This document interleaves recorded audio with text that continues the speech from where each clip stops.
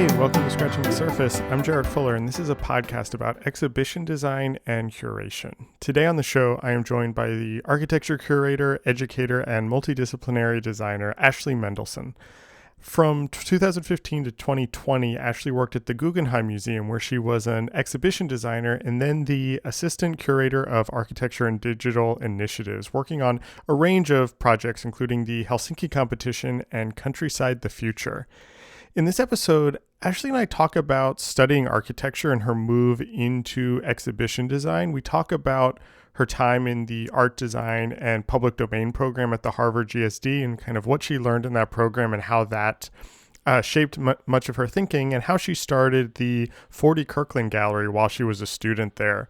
We also talk about her time at the Guggenheim and what it means to be a curator in a big institution like that, and kind of all the different parts of the process that the curator is involved in.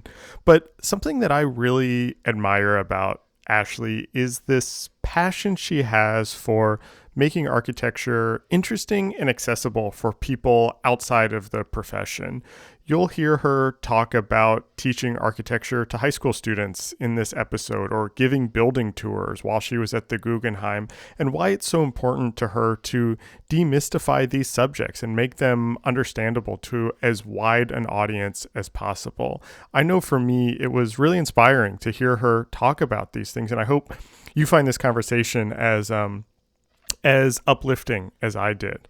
Don't forget that Scratching the Surface is made possible because of listener support. If you enjoy this show and want to help support it, you can become a member for just $5 a month or $50 a year. These memberships truly help keep the show going. Members get an exclusive monthly newsletter that is sort of the director's commentary for the show. It includes reflections on the episodes and behind the scenes content, previews of upcoming episodes, and all sorts of other bonus content and interviews. If you want to help the show and see it continue, I hope you consider becoming a member. For all the details and to sign up, you can visit scratchingthesurface.fm/members. Thanks again for listening, and here is my conversation with Ashley Mendelsohn.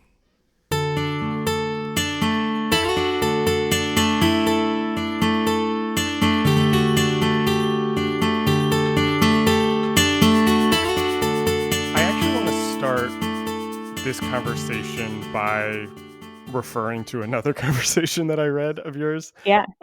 In preparing for this, there's a really good interview with you on Madam Architect, which I know is a site you're also involved with a little bit. But you talked about in that very briefly at the beginning of that interview about studying architecture and having an interest in architecture from a very early age, but then working in architecture studios and kind of quickly realizing that maybe you weren't going to be somebody who was designing buildings, and that your interests didn't seem to match the interests of the studio, or the questions you were asking weren't the questions that those studios were necessarily asking. Not saying anything bad about those places, but just that your interests seemed different. And I read that and completely related to that. That was like 100% my own experience as a graphic designer working in graphic design studios. And I'm wondering if you could just talk about that a little bit, and kind of maybe connect that to even your undergrad education in architecture. Was that, I don't know, was that shocking to you to like go through studying architecture and then to work and think, maybe this isn't for me? And kind of how did you articulate and work through that kind of early part of your career? I mean, it's interesting because actually, so I graduated in 2009, and I think that many people who graduated around that time, it was a shock, especially when you're graduating from a school like Cornell, where typically people have been recruited, in years above us, and suddenly the firm that I had interned at most recently was laying off, half of the office. And so I ended up getting an unpaid internship at the Guggenheim, which was my first step into the museum world in exhibition design.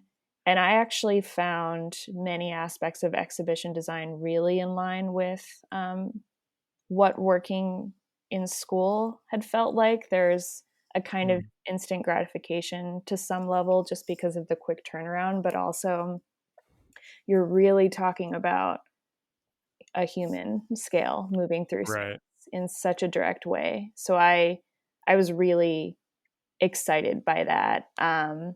And one of the shows I worked on was a Chamberlain retrospective, which and the curator was talking about, you know, there are X number of works in the show, but these are the couple that are, you know, the most significant in his career. You know, keep that in mind when you're doing the design. And it just started making me really think like, oh, wow, exhibition design can be so didactic. You know, it's providing this clear function where it's a pedestal or a partition wall or whatever in a really complex building, but it's also this other layer of things. So I was very excited about that. And that's part of the reason why I went back to grad school. I just kind of wanted to dig deeper because I felt like I didn't have the tools or didn't know how to do that work. Um, but then in grad school, I think I more and more kind of recognized that working explicitly as an architect wasn't for me. In doing my thesis project, when there was just kind of pressure or expectation to design either a physical installation or the design for something physical. And I kind of recognized with my project that, you know, I had no business doing that. You know, I just didn't Yeah. know enough about the site. Um, Right. and so I think that, yeah, that has really influenced me and made me think differently. That just, you know, we don't always need to design. That's not always the right the right choice in every situation. I guess maybe the reason I'm asking that question is I think it was, and I'm not asking you to kind of psychoanalyze yourself or anything like that, but when I think back on my own career, I see a resistance to accepting that maybe being a graphic designer in the traditional sense wasn't for me after, wanting to be a graphic designer as a kid, studying graphic Mhm. design, loving it in school, and then getting into kind of the professional world and feeling this kind of disconnect. And I've since kind of come back into the world and figured out, that my place is maybe not as a graphic designer in the traditional sense. I'm just curious if you had that also, or if kind of interning at the Guggenheim early and working in exhibition design, that kind of scratched that itch that designing a building would have had. Oh, no, I definitely had the same experience as you. I Mm. think it was just, you know, because of when I initially graduated from undergrad, it all kind of became delayed. But when I was at the GSD, you know, some of the faculty around you, and there's just such energy and so many things happening, I felt, you know, really embedded in the field again. And I actually did a more traditional internship at Allied Works. And I was like, maybe I will be an architect, which my parents were crossing their fingers. They're like, this is what you studied and have been talking about your whole life. Um, Right. then after graduating, I was seeking out positions that could be more research oriented. Mm. I kind of was trying to talk to mentors and people, and I was like, what's a firm that's designing libraries or cultural institutions? And maybe they need someone in their office who's just doing some of that initial work to determine why a library in Chicago would be different than one in Lebanon. Hmm. and Hmm. and it was just really frustrating to find that in most firms, or I don't know, I just couldn't find any kind of position remotely like that, and had one interview somewhere where I won't say what firm it was, but they basically said, well, the client's not going to pay for that work, so it's not going to Right. happen. Right. And that was so disappointing and like disillusioning. So I actually returned to the Guggenheim only because there was an opening in exhibition design. I had kind of, through the process of grad school, felt that I didn't want to pursue exhibition design, that I was more Mm. engaged in kind of, I don't know, these other topics about like cultural history of sites and how that can affect Right. the design world, and exhibition design suddenly felt kind of very small comparatively. But I went back to the Guggenheim because I just had trouble finding the right path after grad school. That's the problem with these types of careers that we're interested in, is that, they're few and far between, and in many ways you have to kind of invent them in Yeah. some ways. But I mean, I don't want to I don't want to just kind of go through your whole background step by step, but I do want to talk about Harvard Yeah. for a second, because that does seem like a big turning point in your own thinking about your own work. And it's interesting to me that the program that you went to at Harvard was is it art in the public domain or art and architecture in the public domain? Art design in the public domain. It's Art design in the most public domain. wordy. Yeah. Yeah. And I've talked to a couple people on the show who have gone through that program, but can you talk a little bit about I mean, you didn't go to study, you didn't go to the architecture program, I guess is the question. What was it about this art and design in the public domain that seemed like a better fit for your interests and your goals at the time? I mean, part of the appeal of all of the master in design studies programs was, that it's full of professionals. Most people in those programs already had professional architecture degrees, but then Mhm. they kind of had a more concentrated interest, but at the same time those programs were very flexible, and that program has shifted a lot in the last few years. But when I did it, I believe I had 2 required classes, and I didn't take either of them, which is so unlike me if you knew me So at all. they weren't that required. Well, I mean, everyone else took them, but I, went to Sanford Quinter at the time, and I was just like, oh, there's this course in the divinity school at the same time, and I really want to take it. And he was basically looked at me and said, don't disappoint me, and just sign the form. Nice. And so, especially after doing a BArch at Cornell, where of course there was some space for electives. That's such a structured program. So I was really excited by the bigger Harvard course catalog and how I could. I mean, initially I applied kind of with that like didactic exhibition design. I think Mhm. that's what my application essay was about. Um, but I took some anthropology courses that really affected me, and then this one professor in the divinity school, so it's a non-denominational divinity school, Mhm. and there's this professor Michael Jackson who is the first person to tell you that he was Michael Jackson first. But I took 2 different classes with him that were essentially about ritual and storytelling. um, Mm. and they were so incredible. I mean, there were so many incredible things about the way he taught that course. He said that he was in the divinity school because he felt that within the anthropology program, which I don't know if this is offensive to them, but that there was a focus on discussing how people are different, and Mm. he, kind of like defining these like different cultures and different worldviews, and he was really focused personally on how humans share and how like inherently similar we all are. And so then to teach a course in a non-denominational school, on the very first day he said, you can never assume that anyone in the room understands anything you're saying. Mm. Which was, I think, really the only reason why I was able to drop in as someone who completely had a different background, hadn't done any of the core anthropology readings that some people had done, Right. because we all just really had to break it down and leave the jargon behind. So I think those courses really, really affected me in many ways.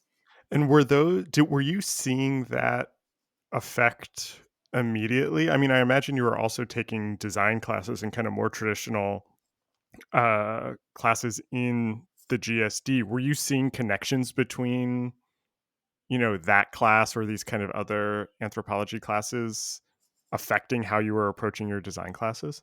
For sure. I also at the same time took Um, so a couple of people from IDEO Boston taught a design course at the GSD, and I was Mm. taking that course and at the same time taking some courses in the engineering school that were also related to design thinking.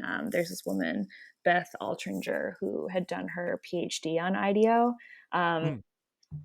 and so So yeah, I was taking courses in a bunch of different schools that were all interdisciplinary, and somehow I felt like everyone was trying to have the same conversation, but coming at it from really different points of view. So my strategy with such a short program was to try to develop my thesis really early and just talk about it in all of these very different Mm, contexts with super different people and see how that affected the project. And it definitely had very early and quick effects, going from saying, I'm going to travel to this site in Cape Town and probably just make an art installation because I am a designer and it yeah. will whatever make an impact, to kind of really recognizing that there was no point of that at all.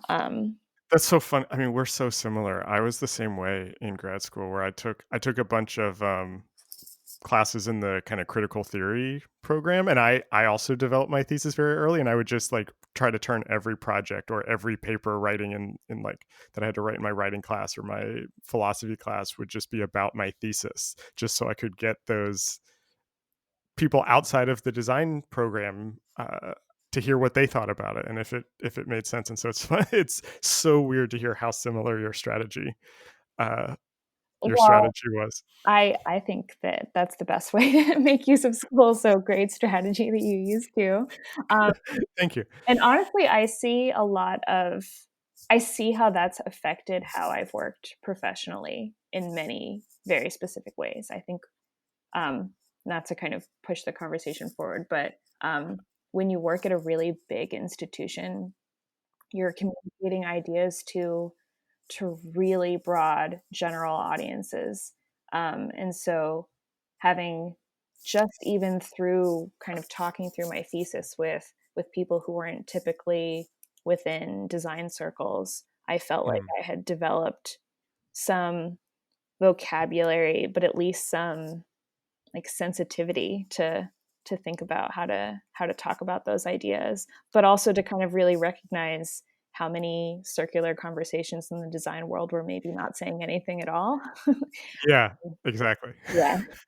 I want to come back to that for a second, but I want to just follow this thread of grad school. Just one more question, or potentially one more question. It might it might go a little longer, but I'm interested in what you said earlier about how you applied kind of very didactically thinking about exhibition design, but then when you graduated, your interests were much broader, or that maybe that wasn't necessarily the thing that you wanted to do after you finished at Harvard. And from the outside and kind of looking at your career and looking at researching kind of what you were doing while you were in school, it seems like the 40 Kirkland Gallery that you Mhm. started seemed like a big turning point for you. And I don't mean to put too much kind of No, importance totally. on it, but that seemed like possibly your first experience curating in addition to designing. And that also seemed, now hearing you talk about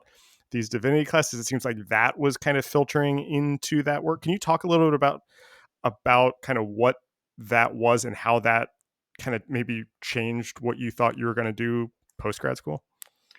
Definitely, and I think that the definition of curating is so many things, but I mean, I was just, like, single-handedly running that gallery, so it was a lot of things. It was, how am I communicating it to the student Mhm, body and marketing, and but also kind of curating, a series of programs. And I really quickly saw that the value of that space was creating a space within the GSD where students could have conversations with each other that weren't driven by a specific course that they were taking. mhm, And they also weren't, I don't there's this thing called beer and dogs, which was just like hot dogs and beer on Friday, which was really great. Um, actually kind of incredible and worthwhile, but I was like, what's this other space, where we can talk and meet? Um, and that yeah, so I think that curating is so many things, but what I felt like I was really curating was a community and trying to mhm, craft how, what would make it feel like that space was effective. Ultimately, I realized, So the GSD Gund Hall, the kind of main space building, was already too small for the student body. So the school acquired a few houses just in the area, including several on Kirkland Street, which is just adjacent.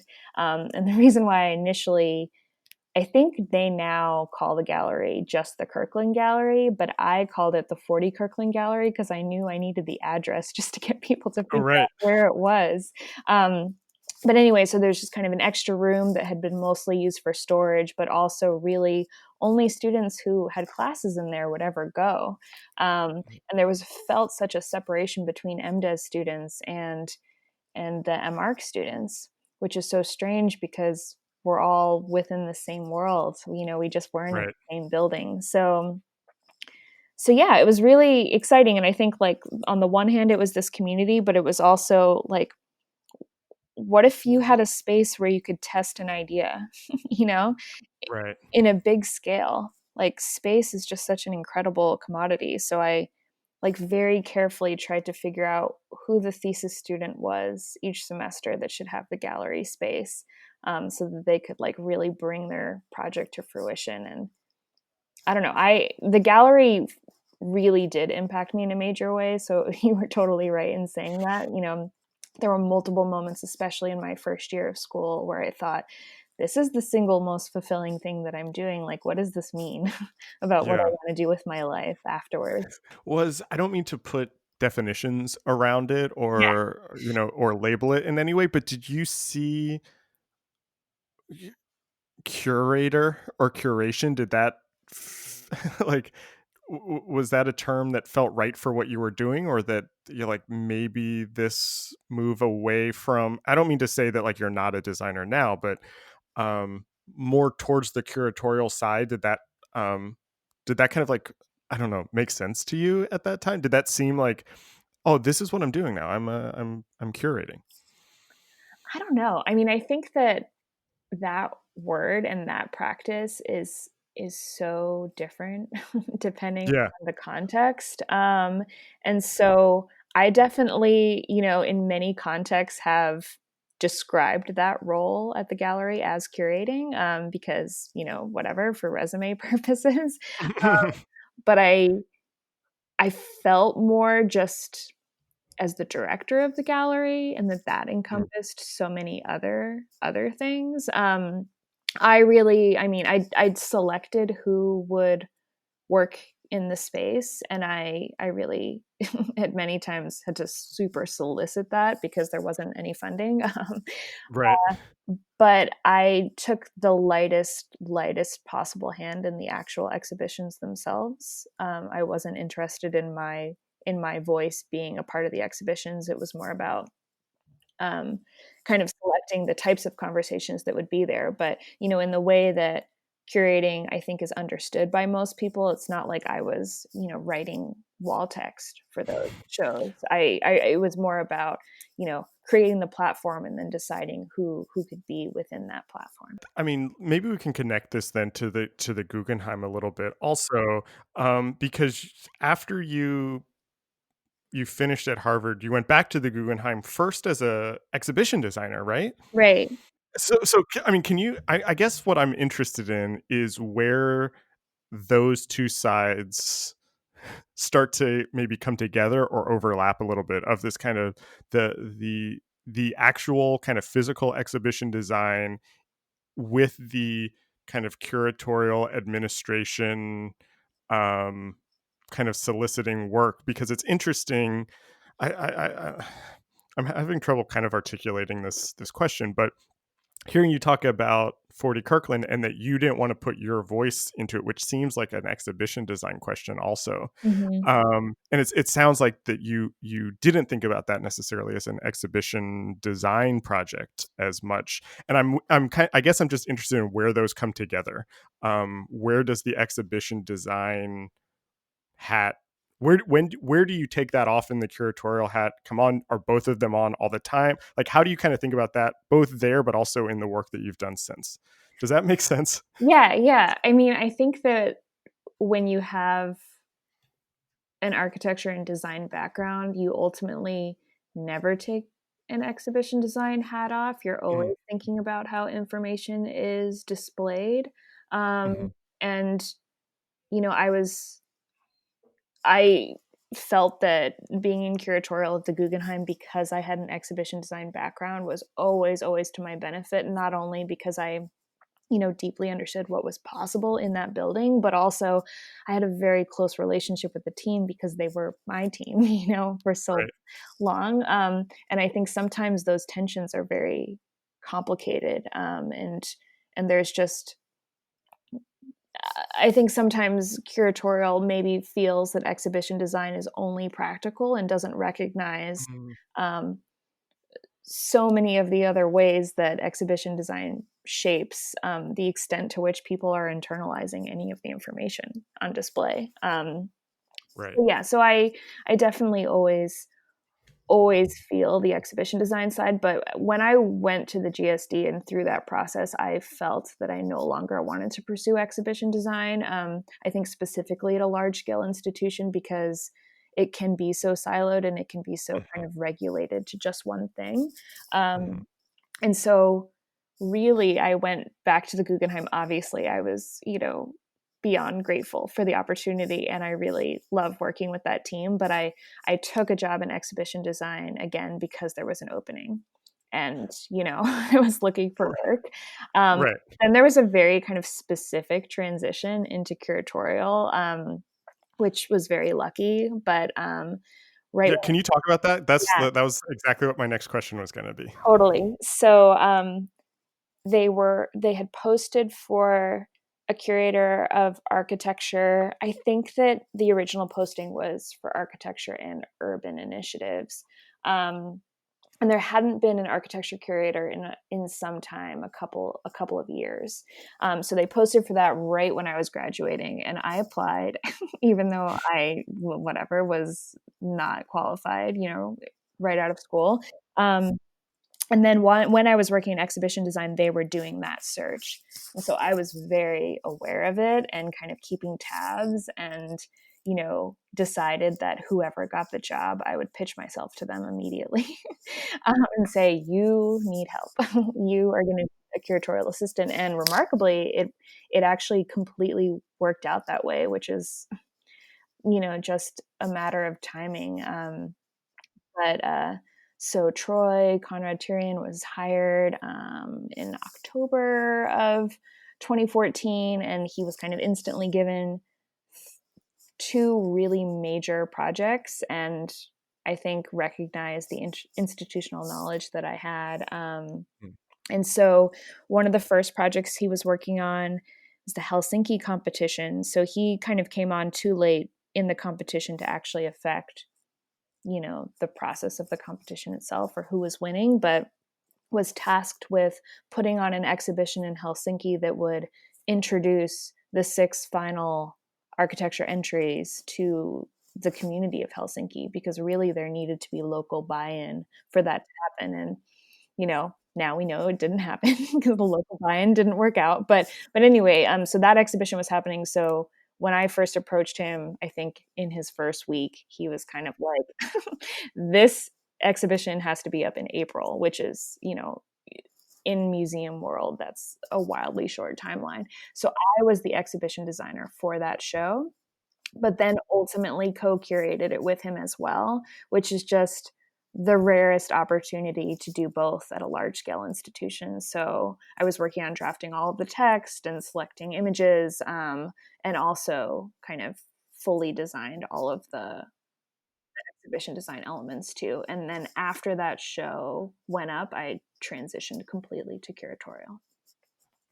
that's so interesting. I mean, I so you were the up until recently you were the assistant curator of architecture and digital initiatives Yes. was your title. And I think this is actually a really nice way to kind of talk about like the actual work of the curator and like everything that entails because I think I was going to say for many people, but I'm speaking for myself. It's easy for me to think of the curator as kind of the glamorous, flying around the world, visiting artists, visiting sites, the Hans Ulrich Obrist type, it's just kind of always on the move. And A, that's just not always what a curator does. And I think about, and B, I think about, I had James Voorhees on the show Mhm. about a year ago, and he defined curating to me, and I think about this all the time. I think this framework that he talked about is so right, as uh, curation is a mix of mediation, caretaking, and administration. And my first question is, does that sound do you agree with that? Does that sound right to you? Um, and then my second question is, if you could kind of talk about what that means to be a curator at a large institution like the Guggenheim, where you are often the person who is kind of assisting somebody else who is making a lot of those big decisions.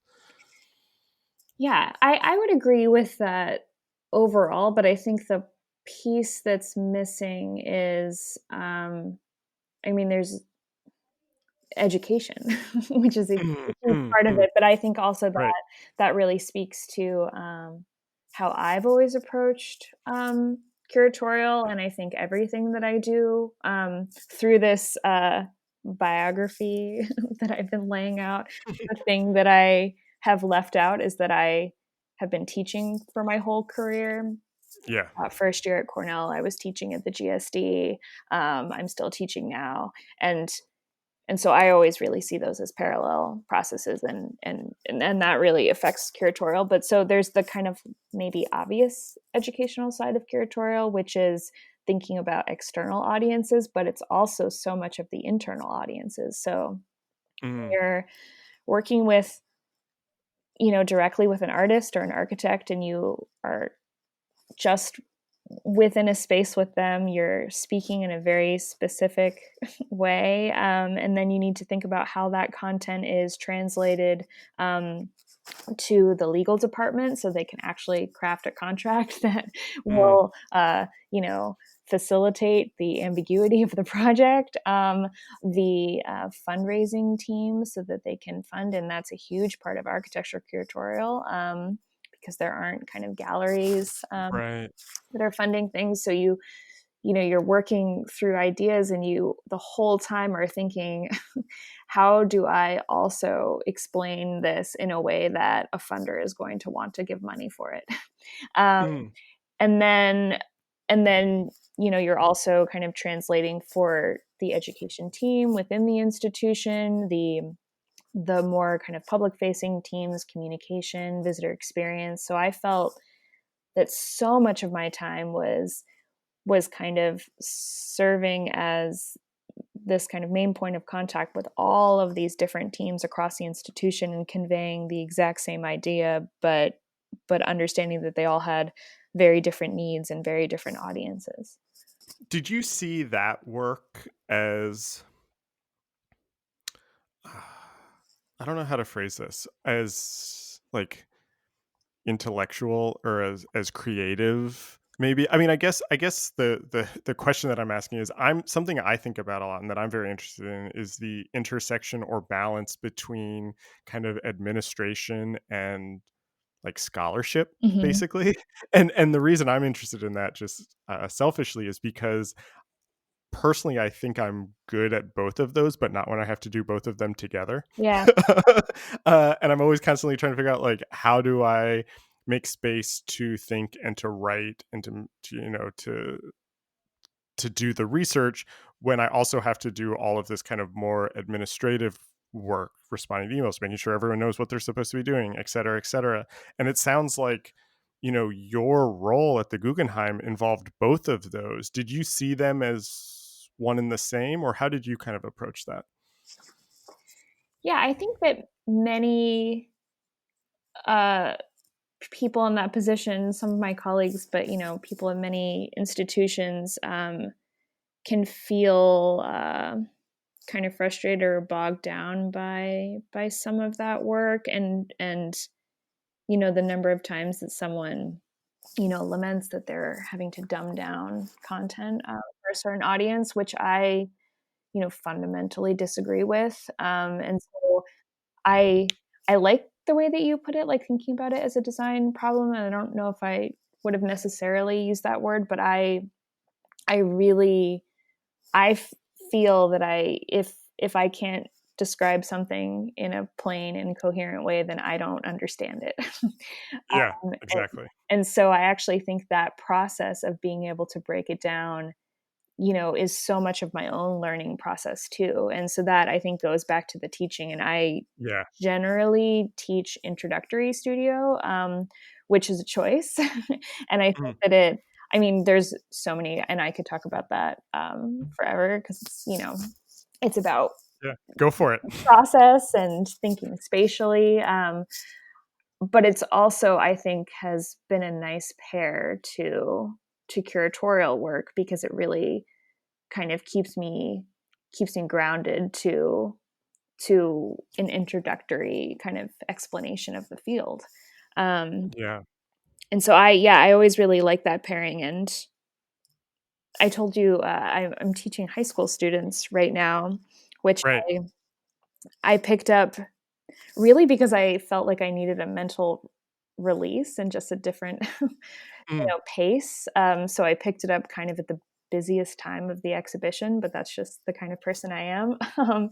But it's been very wild to teach high school over the course of the past couple years, but especially the past several months. Um, and I think it's really made me reflect, as the school that I'm teaching within, there have been a lot of faculty meetings about, how do we really think about what anti-racist curriculum is. And Right. so I feel that introductory architecture is just learning your own process and learning to fail and build off of that. But I definitely have been leaning on some early Cornell assignments that I did as a student at Cornell, and I taught when I was teaching at Cornell, that were kind of really rooted in abstraction. I've riffed off of a cube assignment, which is the oldest Cornell assignment that exists. And this Wait, so wait. What is the cube assignment? oh, you're just you assign people a model, which is a cube, and then what you're really doing is teaching people about how space is defined. And so there's this kind of aha moment where people start thinking about spaces within the cube itself and hierarchy Oh, and how they relate, as opposed to the material itself. So when you talk about intersection, you're not talking about a joint, you're talking about intersection of space. And it's very, got it. this kind of like iterative assignment brings people along that journey. And then when they're designing, in context, they're just thinking about flow of space in a different way, because they Mm-hmm. started there. So yeah, I had always been kind of starting with those assignments and feeling pretty good about them. And especially within this high school context, they really wanted the architecture studio to kind of like be within the art studio model and not feel too distinct from that.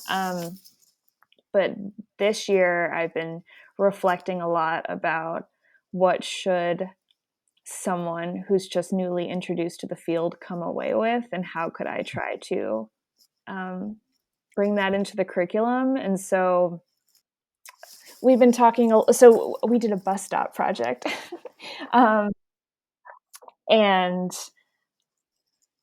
it's about, really rooting the projects in the scale of a person. So that also inherently makes each student value their own experience and think Mm-hmm. about the way they move down the street and needs that they have. But then we, made sure that there were always scale figures in every single drawing or every photograph of a model, so that not only are they thinking about human scale, but they're also thinking about who those people are.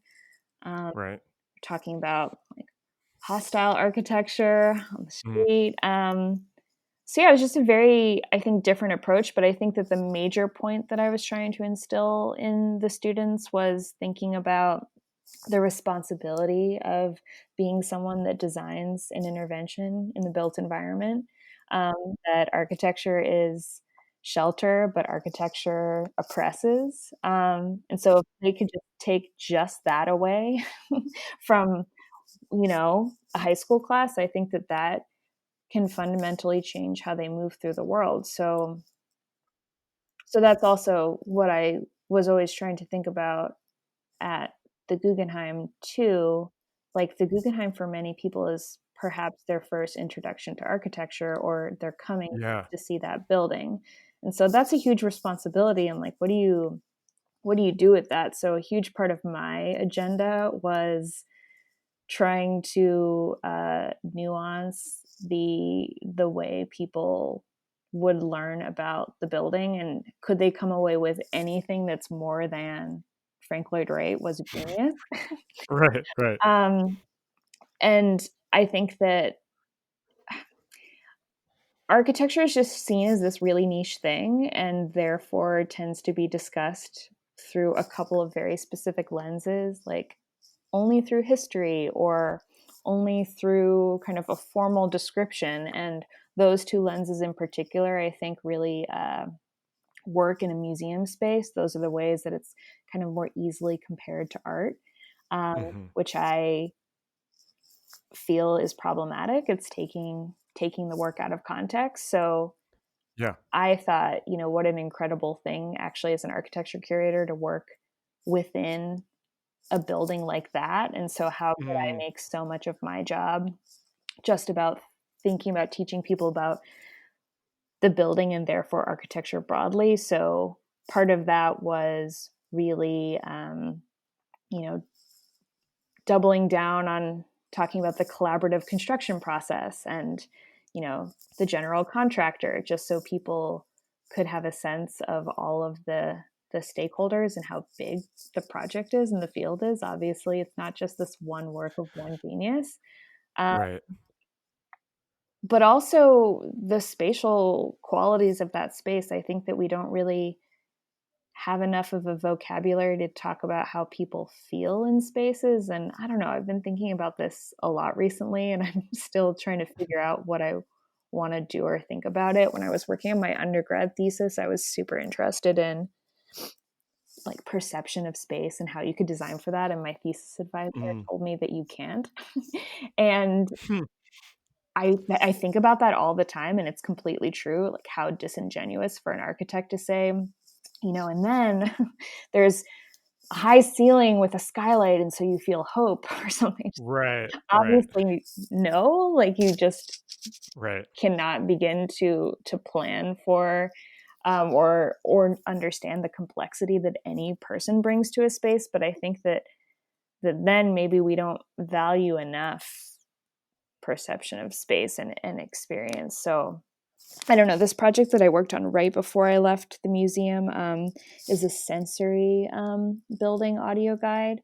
So I Mm. worked closely with Karen Bergman, who's an access manager at the museum. And Mm. she works with the Mind's Eye program, which is this really incredible program working with blind and low sight audiences. And so, when we all hit the remote and virtual world, they're presented this opportunity of how we're not doing the tours that we would normally do in person. So could we make an audio guide that would be um, built for those audiences in particular? And it was such an interesting process to work on. And the idea of talking about a building and not talking about history at all, but also not using any visual reference. Like Right. how do you just describe it? And it's sensory, whatever you talk about sound and light, but it's also what does it feel like when you're walking up a cantilever and you can feel the vibration, this like weightlessness. We just had these like really like deep and interesting conversations about what it feels like to walk through that space, but also that it's always different every day, Yeah. all Yeah. the time. Yeah. And I thought that just trying to capture that in the guide was a really amazing exercise. And I feel like there's opportunity to work more in that space and just think about just every day, every person's spatial awareness more. Yeah, that's so interesting because that also connects exactly to what you were saying you were working with these high school students about, like designing the bus stop is kind of like rooting it in the single person, the actual kind of sensory experience. And and this idea that um I'm starting to make like a variety of connections from what you just said because I have so many questions about it. But that idea of what you want the students to take away from is that architecture can shelter, but it can also oppress, and that for many of them, this is their first introduction to architecture, their first uh, kind of close relationship to it, and that is the same job as a curator, who many Mhm. people who are seeing a show in the Guggenheim or any museum maybe have very little references in talking about architecture or thinking about architecture. And so part of your job in curating an architecture exhibition or working on an architecture exhibition is that educational component, and what is the one high level thing that they can take away from. And I totally see that connection and I agree with that. But the other thing you said that I think is the challenge is that in an exhibition often the work is removed from its context. You don't actually have that context. And so you're talking about kind of actually thinking about the Guggenheim building as a context, which I think is kind of super interesting. Do you have thoughts on like how to do that in a how to show or exhibit or talk about architecture or even design in general in inside of a context when often that context is removed? You know what I mean? Like how do you actually like exhibit architecture when context and that kind of sensory relationship to a building or to a piece of architecture is so important? Yeah, I mean, it's so it's so tough, and I think that architecture curatorial is ultimately still, a field that's being developed all of the time, and people are kind of thinking about different avenues and ways to do it. But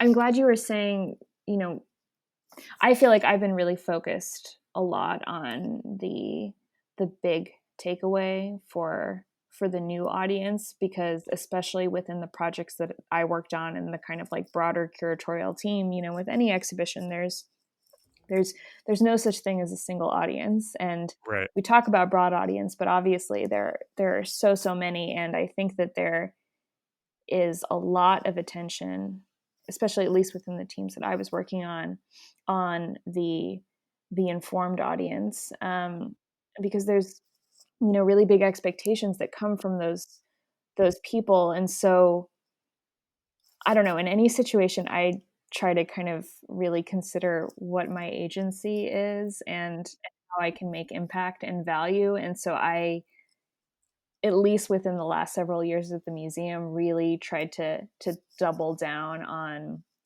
ensuring that there is a large scale takeaway that felt very valuable. And so, within the context of Countryside the Future, I was thinking, people don't even know what an architect is. And just the Right. idea that you could know that architects have a research practice, and that, you know, thinking about context is important, and that you can't just be designing without also doing that work.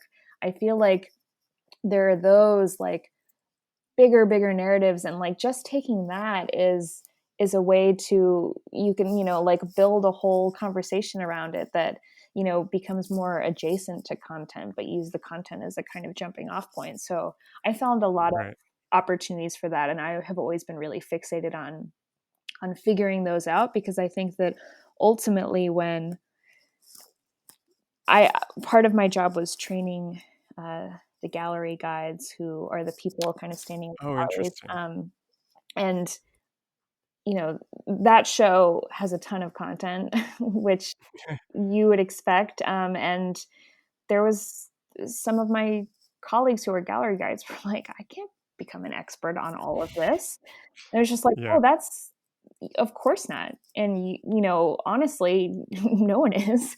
Um, Yeah. I certainly am not. And so then instead of, I mean, obviously you engage with the visitor with whatever, you meet them where they are and you see what they want to know, but how nice to think about, instead of trying to get into the weeds of a single piece of content that is already kind of out of context to some kind of degree, instead you think Hmm. about that as this like bigger jumping off point.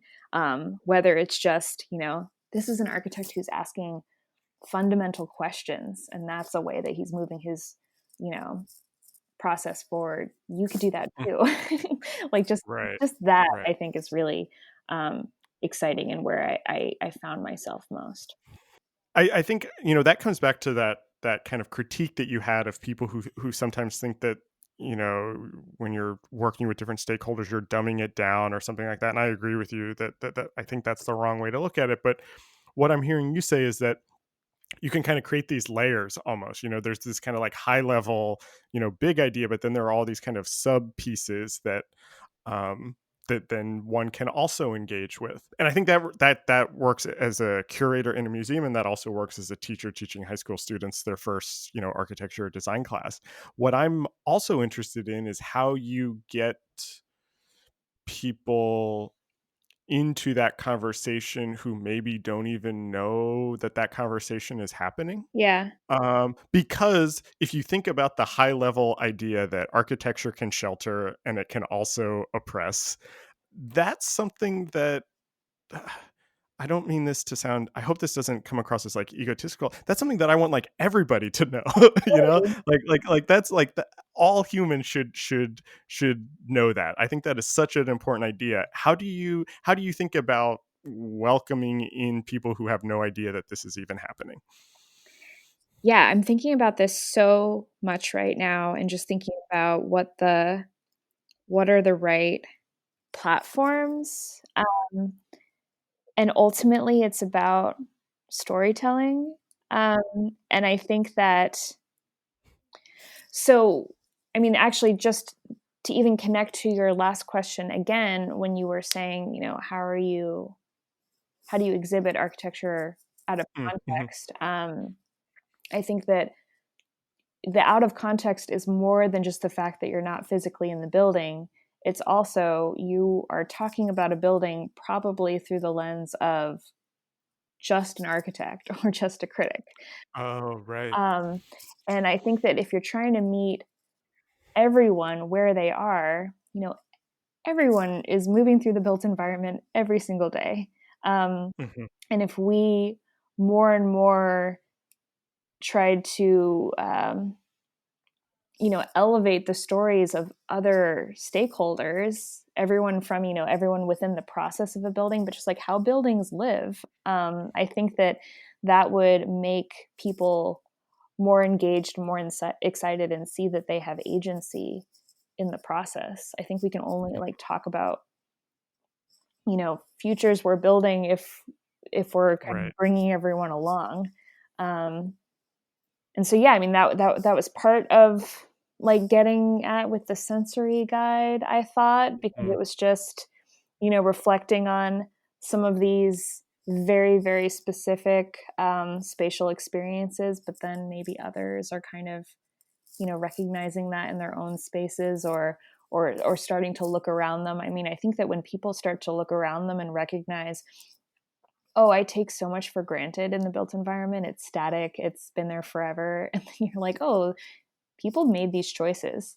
I think that that's a real eye opener. And I think so much of what Curbed does, as a platform, really gets into this work where you just start to really like know your city more, and also find these touch points where maybe you can have agency. But I think you could step back even further and just like, I don't know, think about the way you move through space on any given day. like not Yeah. within specific confines. And I don't know, I think that actually it's so interesting that suddenly everyday people have a concept of what 6 feet feels like.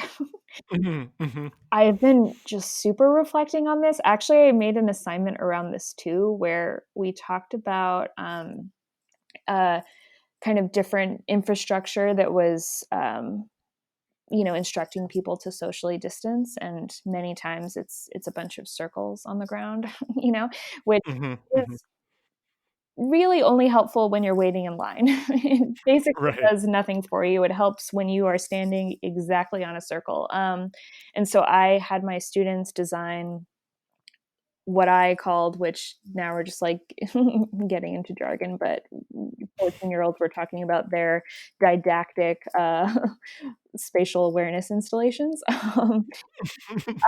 But the idea was, how could you design an installation that then would either instill a habit or like help you just have a sense of these dimensions elsewhere. So students, or a really good one actually was one of my students, very excited, told me that a beach towel is 6 feet long. I was like, brilliant, just like, where do these dimensions exist in our world? But then others would kind of, measure out the distance between sidewalk expansion joints, or standard widths of doors. And just, if you start kind of like recognizing dimensions all around you, that empowers you as you move through space during this scary time where maybe you're trying to distance, but you don't have that spatial awareness, so you can't.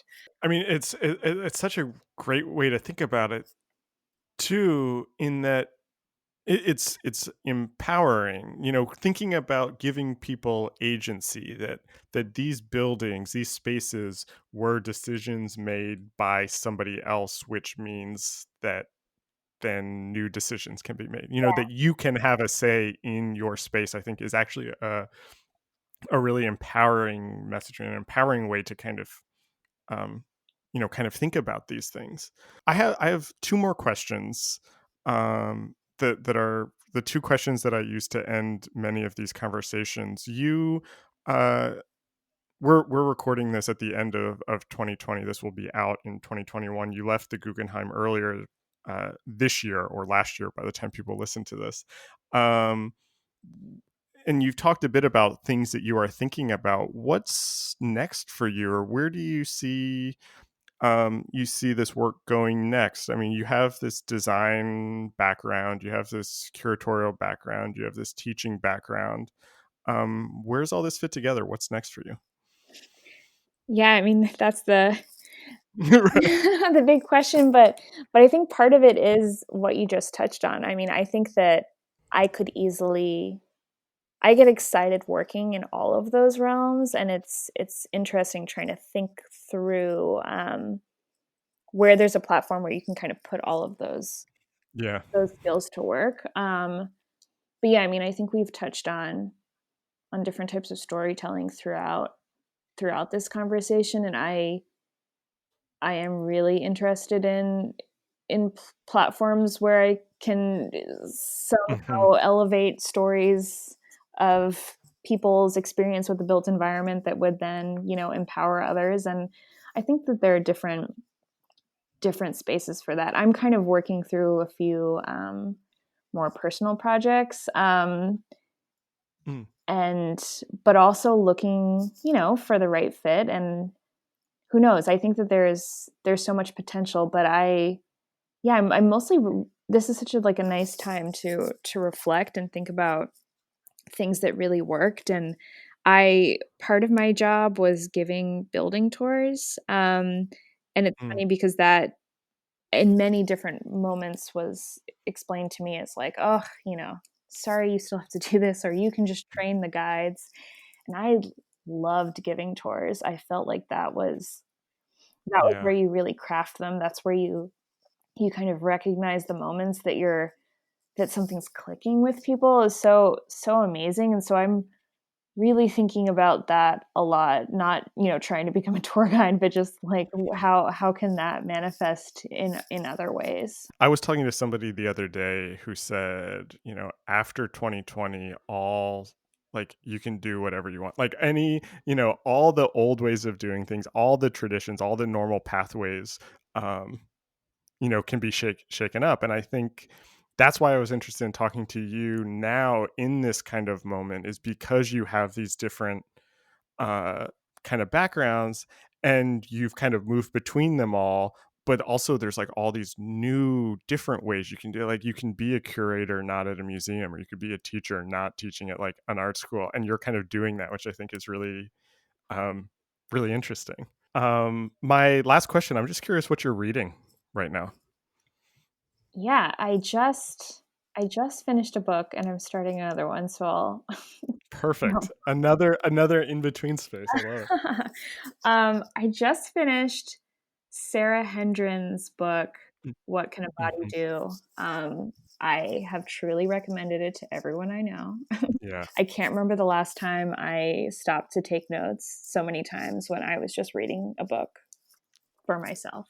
Nice. Yeah. It's just I had her on the show. She's a friend of mine. That's such a great book. Yeah, so she did the same. We overlapped 1 year. Oh, that's right. That's right. Yeah, and I love that book for so many reasons, but I think that she has a way of describing things that people at varying like levels of understanding would gain from. And so was just really, I felt like I was taking notes on the tone, Yeah. use of language, as well as the concept she was bringing in. So I love that. and I just started Oliver Sacks's Oaxaca journal. Mm. I feel like we're all in this, or at least many people in my circles are just feeling extreme wanderlust right now. Mm-hmm. And I mean, he's such a great storyteller too. And I just was like, oof, I want to be transported to Yeah. the book. Yeah. Ashley, this was such a fun conversation. I really enjoyed this. Thanks for being on the podcast. I super enjoyed it too. This episode was recorded on December 17th, 2020. Our theme music is by Andy Borgasani. We're on Twitter and Instagram at Surface Podcast. You can find us wherever you get your podcasts and at scratchingthesurface.fm. Thanks for listening.